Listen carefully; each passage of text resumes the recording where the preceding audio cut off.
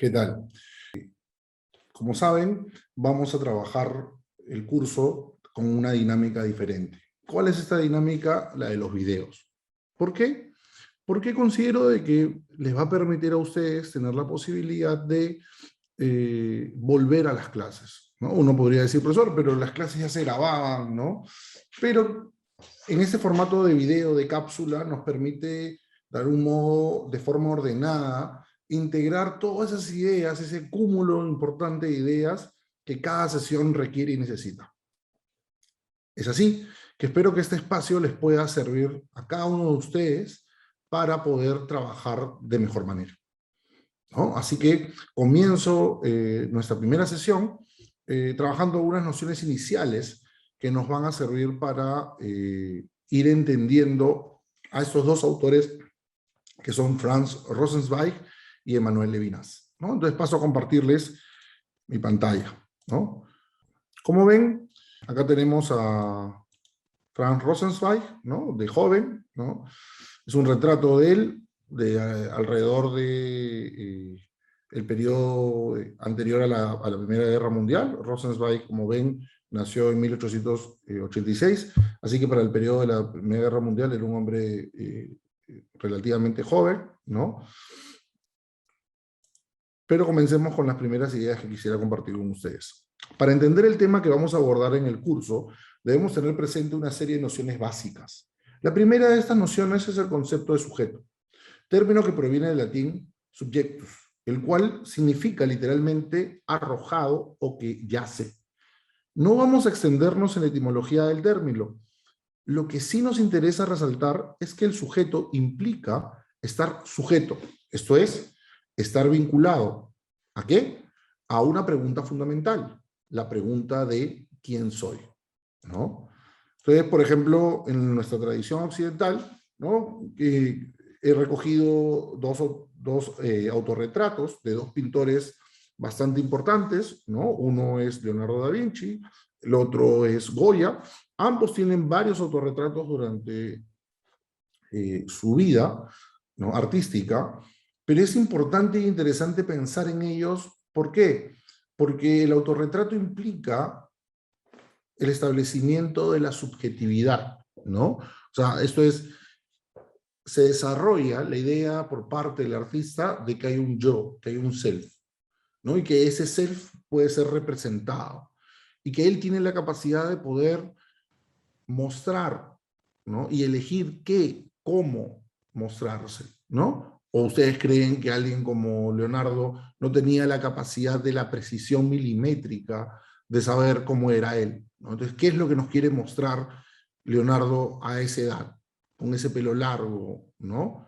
Con esas arrugas. Lo mismo Goya, ¿no? No es casualidad que he escogido imágenes de ambos ya a una edad donde han vivido cosas, donde le han pasado cosas. Entonces, es interesante pensar, como les digo, el autorretrato como un espacio en el cual la tradición occidental le ha conferido la idea de la subjetividad del yo, del self, ¿no? De lo propio, ¿no? De lo propio que se autoexamina, de lo propio que además de autoexaminarse, se muestra para la contemplación de los otros.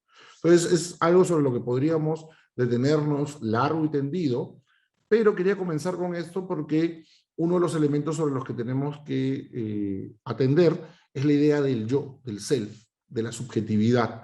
¿Y por qué? Porque precisamente tanto Franz Rosenzweig como Emmanuel Levinas van a cuestionar lo que se conoce como la tradición del sujeto-objeto, ¿no? Que es una tradición que netamente es moderna, vamos a ver por eso a Descartes, pero que tiene también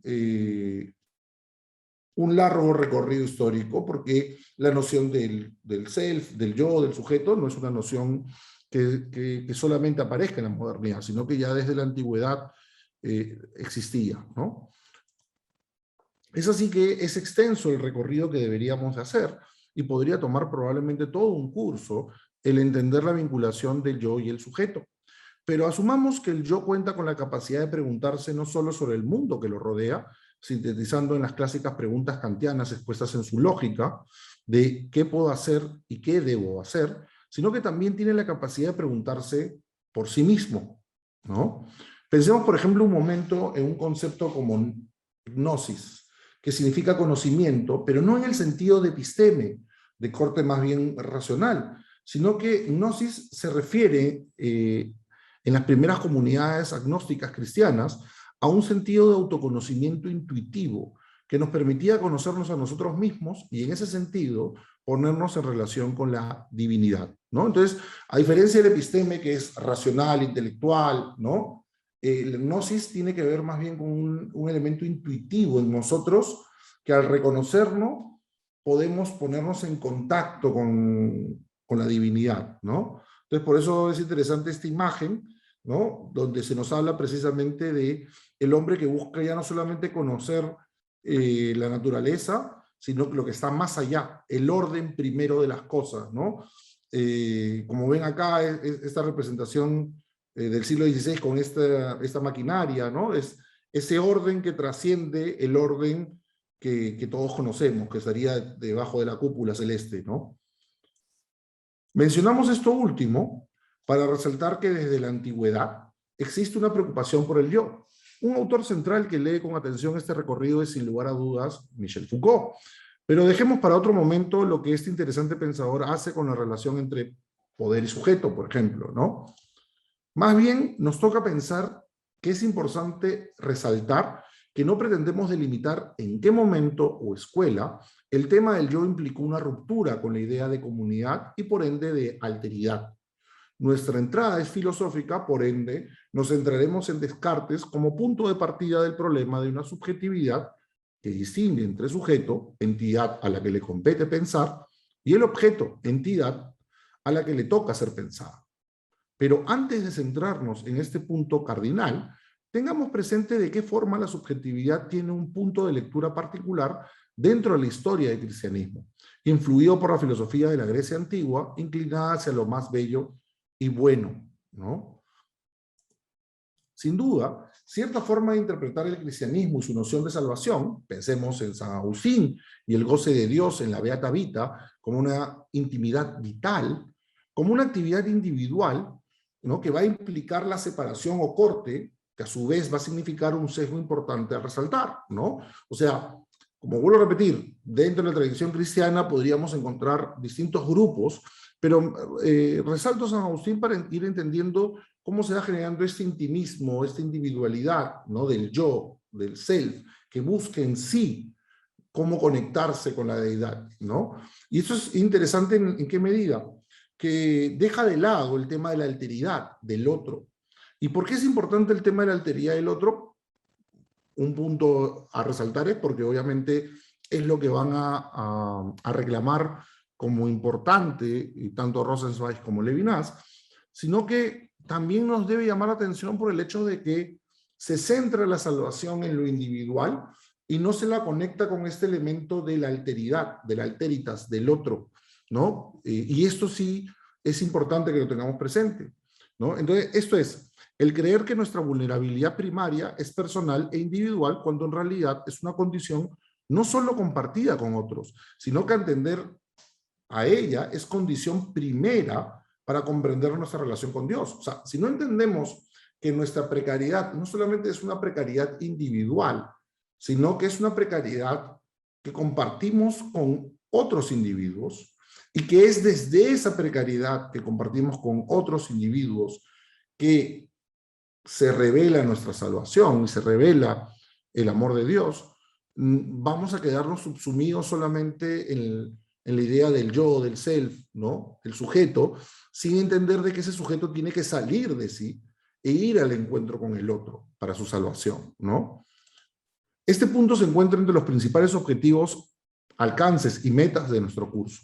Pues precisamente los dos autores, como les decía, en los que nos centraremos, Franz Rosenzweig y Emmanuel Levinas, comparten la visión de que un error central será pensar la condición humana como consolidada desde un yo o desde un self individual, desconectado o desvinculado a los demás, ¿no? O sea, por eso es importante entender de que es con el otro, desde el otro, que uno entiende lo que es el amor de Dios, que uno logra constituir su salvación. O sea, no está mal el hecho de sabernos como un yo, como un individuo, pero este yo, este individuo, este sujeto, requiere y necesita de la alteridad, ¿no? Nuestra precariedad, nuestra vulnerabilidad debería llevarnos hacia los otros.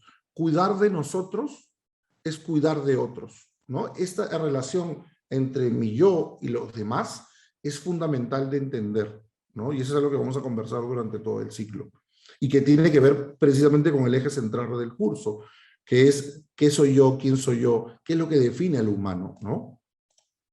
Ojo, negar una individualidad radical no implica asumirnos como parte de una entidad total, ¿no? Como que, ya, entonces profesor, lo que está diciendo es que todos formamos parte de un gran yo. No, sino es reconocer que un rasgo central de nuestra subjetividad parte precisamente de sabernos en relación, en vínculo con los demás.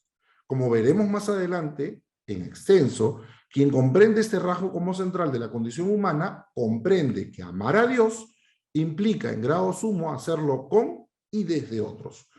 No se puede pensar en la salvación o el amor de Dios como un vínculo en el que no se tenga en cuenta la alteridad de los otros miembros del colectivo humano. Este punto es central, ¿no? El tema de la alteridad del otro, de la relación con el otro, del vínculo con el otro.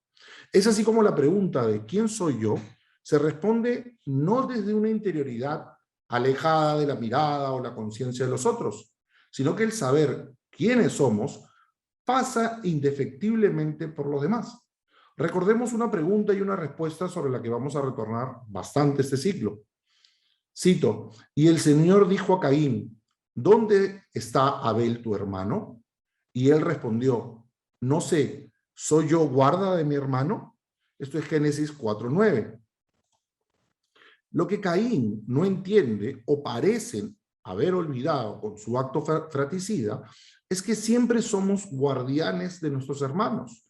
Precisamente nuestra humanidad se juega al comprender, asumir y aceptar esta situación.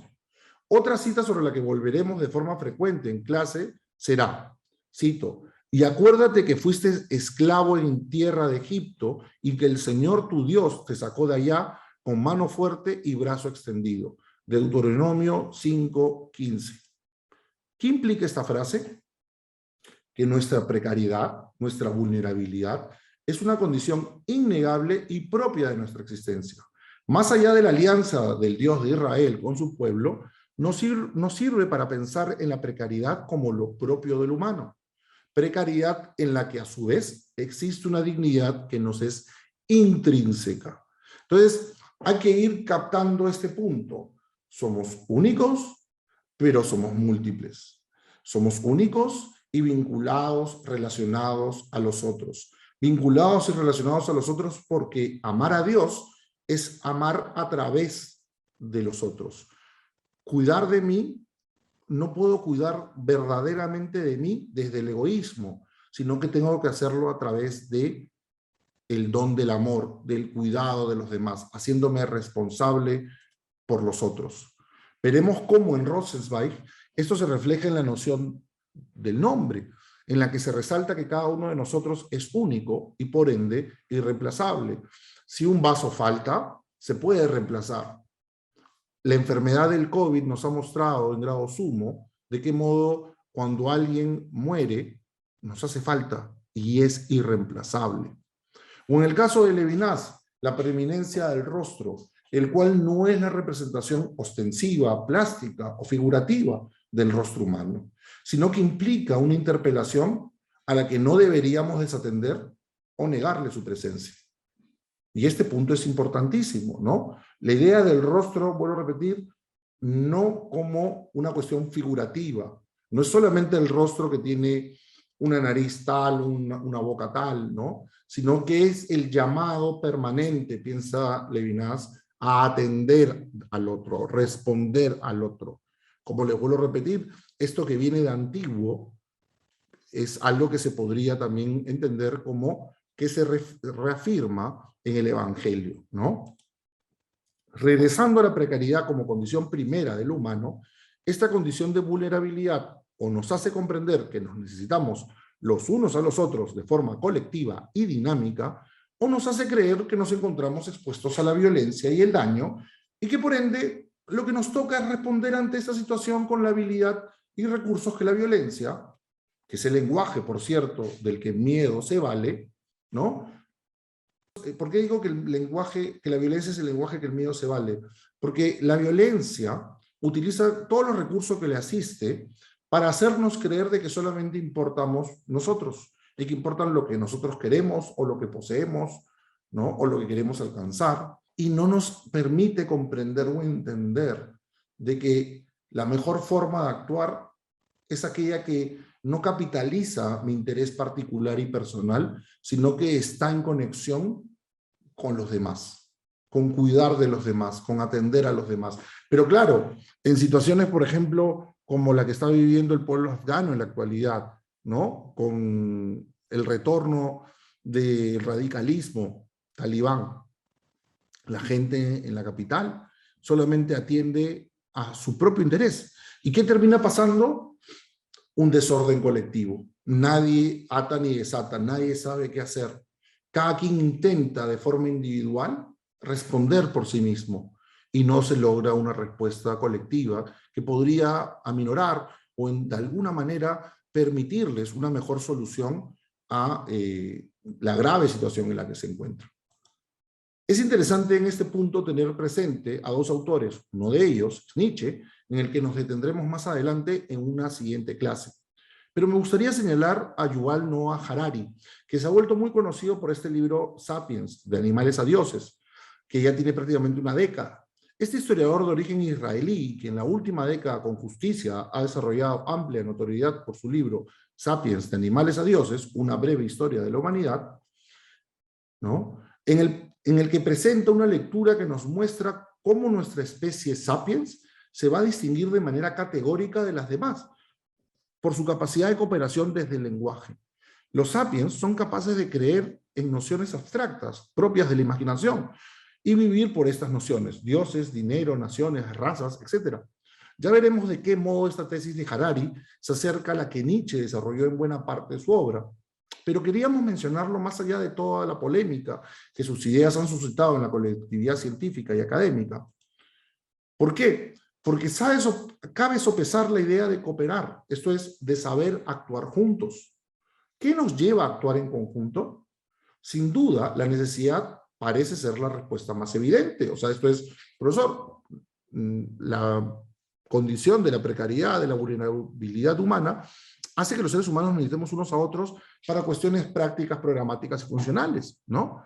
Esa es la razón por la cual cooperamos, ¿no? El individualismo, la necesidad individual. Entonces uno podría decir, ¿solo es esa precariedad en su sentido material la que revela quiénes somos como especie? Cerrando así el círculo de la pregunta de qué o quién es el hombre. Lo cierto es que no. Es importante entender de que evolutivamente hemos tenido un recorrido histórico y civilizatorio como especie, y que la cooperación es una actitud central que ha determinado muchas de las condiciones en las que nos hemos desarrollado. Pero conocer y entender esto a un nivel histórico y científico no elimina el sentido y la importancia de preguntarnos, desde una disciplina como la de filosofía, por lo propio de la condición humana. Sé que no hemos abordado cabalmente aún la noción de sujeto, pero era para mí muy importante en esta primera sesión tomarme algunos minutos de su tiempo y crear este video para ustedes, al cual espero que vuelvan más de una vez, pues en él hay varias ideas que podrían necesitar que yo en clase precise y explaye. Pero para eso estoy en clase, ¿no? Pero es importante el video porque el video les permite a ustedes volver sobre lo que estoy diciendo e ir amasando la capacidad de ir entendiendo con precisión lo que quiero decir. Entonces, esto es un espacio que me permite presentar de forma más ordenada varias ideas que considero que son importantes que ustedes tengan presente. Muchas gracias y hasta el siguiente video, ¿no? Así que nos vemos en un momento en clase. Muchas gracias por su atención.